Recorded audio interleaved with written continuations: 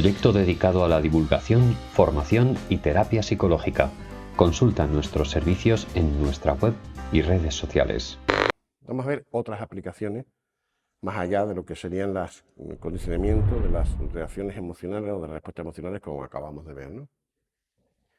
La aversión condicionada al sabor, ya hablamos el otro día de lo que consiste, pero es que claro, la aversión condicionada al sabor está ahí y puede ser muy importante en ciertos procesos. Por ejemplo, se ha utilizado como técnica y según la Organización Mundial de la Salud como la técnica más eficaz, ojo, contra el alcoholismo. Hay sustancias que producen que cuando se mezclan con el alcohol se produzca un malestar, parecido a lo que pasa con el cloruro de litio, un malestar digestivo, te sientas muy mal, etcétera. Te da incluso como temblores, etcétera. Recuerdo que en mi época, no sé si existe ahora mismo, recuerda, se llama Antabú, se llamaba no sé cómo ahora se llama ahora, el fármaco, ¿no? En los años 70 se utilizaba el Antabú debajo de la piel, como una pastilla que se insertaba debajo de la piel, y esto duraba, pues, me parece que meses. Se iba disolviendo poco a poco, ¿no? Entonces, si la persona tomaba alcohol, se sentía fatal. Bueno, es una terapia muy efectiva, es decir, la gente efectivamente abandona el alcohol. ¿Qué pasa?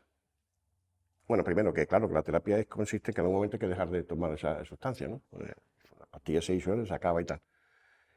Es verdad que si el sujeto toma, por ejemplo, estaba acostumbrado a tomar un tipo de bebida, imaginaros vino o cerveza, y siempre toma vino y cerveza, pues es verdad que le cogía bastante asco a eso, pero lo que hacía era trasladar a un alcohol que sabía de forma muy diferente. Por ejemplo, empezaba a tomar una bebida dulce como el anís, ¿no? O empezaba a tomar un vermú. Entonces, claro, tener en cuenta, es decir, la versión ha sido al sabor, no a la composición, alcohol. Y el alcohol tiene muchos sabores distintos según la bebida que estés tomando.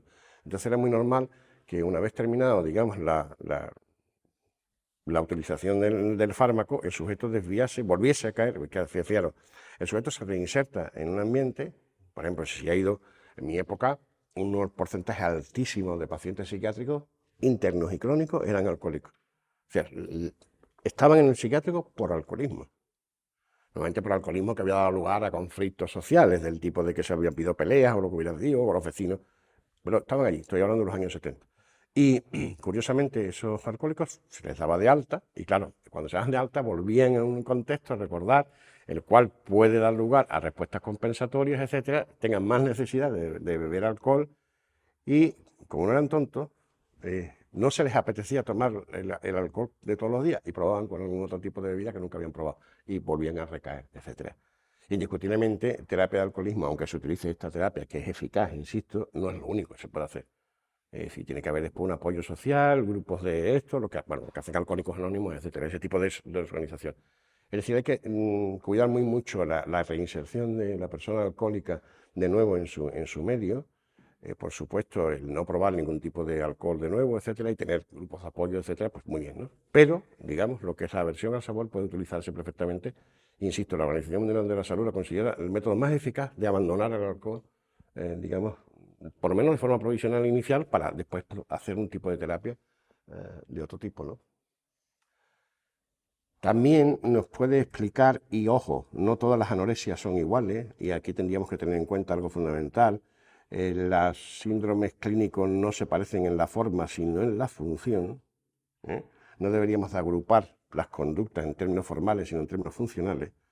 Entonces, es verdad que algunas anorexias se caracterizan por un rechazo del alimento, porque el alimento se convierte en algo muy aversivo, ¿no? Una de las formas mejores que puede utilizar un padre o una madre para convertir a un hijo en anoréxico es forzarle a comer cosas que no le gustan y hacer un drama del hecho de que el niño no tome ciertas cosas. Es muy habitual que a los niños no les gusten ciertos alimentos, sin embargo después de adultos adoren esos alimentos, es decir, que no pasa nada. Es decir, es verdad que siempre también debería de educarse a los niños en que prueben de una forma suave todo tipo de alimentos, porque es verdad que si no se están limitando muchísimo. A mí me da mucha pena alguna gente joven que no sale de la hamburguesa o de la salchicha es decir, es una pena por lo que se pierden. Es decir, es muy bueno tener, digamos, abierto el campo a todos los estímulos apetitivos posibles, incluso a comida internacional, ¿no? Etcétera. Pero bueno, en cualquier caso, la anorexia se puede producir, entre otras cosas, porque claro, esa persona, bueno, cosas que no le gusten, etcétera. Pero fijaros, una de las cosas importantes, una de las motivaciones importantes parece que se tiene que ver con el peso. Y hay personas que para no hacer peso, lo que hacen es comer y después provocarse el vómito, ¿no? La bulimia. Es decir, comen de forma compulsiva y después se arrepienten, digamos, y se meten los dedos o lo que sea, es decir, y producen el vómito. Fijaros que estamos haciendo exactamente un experimento de aversión al sabor. Es decir, la persona acaba de comer algo y acaba de saborear algo y después se produce el vómito, esa situación de malestar gástrico, automáticamente. Claro, esta persona acaba de coger la aversión al sabor. Recordad que la aversión al sabor se coge solamente con un ensayo, es decir, no necesitas mucho, y que además recuerda que es que lo estás haciendo casi en continuidad, es decir, terminas justo de comer y entonces te produces el vómito. ¿Qué manera más magnífica de empezar a coger aversión a estos sabores concretos? Claro, el problema es que al día siguiente lo hagas con otros sabores porque ya esto lo rechazas, etc. Este tipo de anoréxicas, este tipo de persona anoréxica se caracteriza por algo muy peculiar, y es que es, entre comillas, muy maniática con los alimentos. Es decir, sí hay alimentos que le gustan y hay alimentos que no le gustan. Y si uno busca la lógica de esto, no la tiene. Es decir, no es que una persona, por ejemplo, rechace la comida animal, porque eso tiene una cierta lógica racional, que seas vegano, etcétera, o rechace las verduras, no, rechaza algunos animales pero no otros, algunas verduras pero no otras, es decir, es una selectividad un poco caprichosa, si queréis, y es algo que caracteriza mucho a las anoresias, digamos, adquiridas a través de un proceso de este tipo.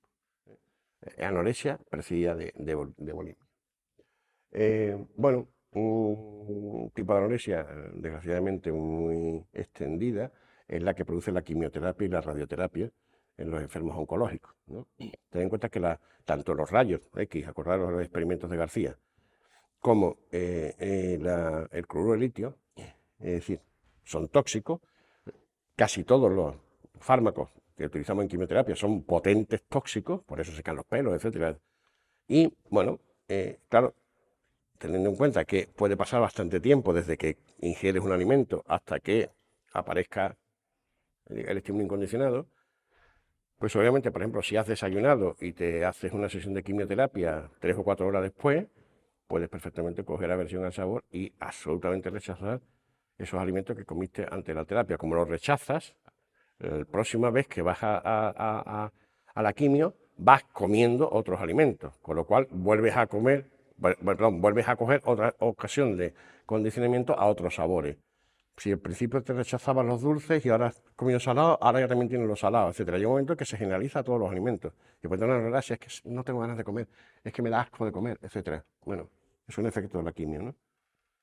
Hace unos años se presentó unos estudios muy curiosos de una especie de sustancia que era como una especie de gel que tenía un sabor estratosférico. Es decir, tenía un sabor que no se parecía en nada a los alimentos habituales, ni una textura que se pareciera nada a los alimentos que tomamos normalmente.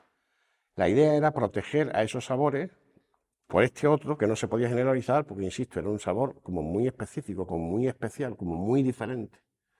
Y se daba antes de la quimio, se daba después de la sesión de quimio. Obviamente el sujeto cogía un asco tremendo a esa papilla que le daban antemano, pero se forzaba el sujeto, incluso se le forzaba un poco, por favor, tiene usted que tomar esto porque es fundamental para que la sesión de quimio vaya bien y tal. El sujeto lo tomaba, lo pasaba fatal, tal, hacía quimio, pero parece que eso protegía a otros sabores posibles porque no se podían generalizar. Es decir, era la forma de condicionar un sabor como el último y, por tanto, proteger a los anteriores. No sé, la verdad es que no tengo información de si esto se sigue haciendo, si no se sigue haciendo, qué éxito tuvo, pero me llamó la atención que lo leí en un artículo y era una idea curiosa, ¿no?